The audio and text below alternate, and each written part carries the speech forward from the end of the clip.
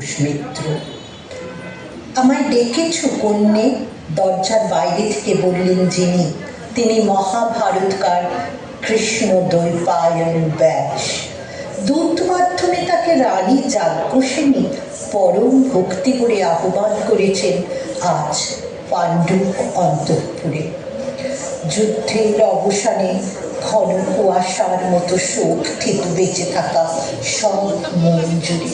দ্রৌপদীর পিতা, ভ্রাতা, 5 সন্তান সকলে জীবিত ছিল কমাস আগে। এখন রয়েছে বৈভব, দাস দাসী, রাজ সিংহাসন, শুধু তার দেখার কোনো হাসি মুখ নেই। আমায় ডেকেছ বৎসে? বাইরে বেরিয়ে পাদ অর্ঘ্য দেন রানী দ্রৌপদী। আসুন ঋষিশ্রেষ্ঠ, আপনার বিরচিত জয় কাব্যটি এই সময় শোকের ঔষধি, রোজ পাঠ করি আমি। কিন্তু মহাত্মা, দ্যুতক্রীড়া পর্বটি একেবারে নয় যথাযথ। কেন সেটা বুঝতে পারিনি। আপনি ত্রিকালদর্শী, সত্য জানে না কেউ আপনার মতো। আপনি জানেন সেই কঠিন সময় কি ঠিক হয়েছিল বস্ত্রহরণে। বাসুদেব ছিলেন বহু দূরে, প্রশ্নই নেই তার সভাতে আসার সেই দিন।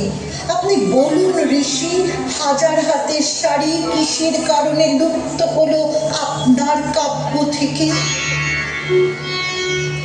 প্রশ্ন দৃষ্টিতে ব্যাস করলেন মাথা নিচু, তারপর বললেন, জানো তো মা, দুদিকেই ছিল প্রপৌত্র আমার। অতটা দ্রুত ওরা জেনেও স্নেহী বশে ওদের করেছি ক্ষমা। তাহলে বস্ত্রহরণে সত্যের অমন অপলাপ। আজও মনে পড়ে সেই ভয়ানক দিন। রজ্জস্বলা এক বস্ত্রা সহায়, একলা আমি।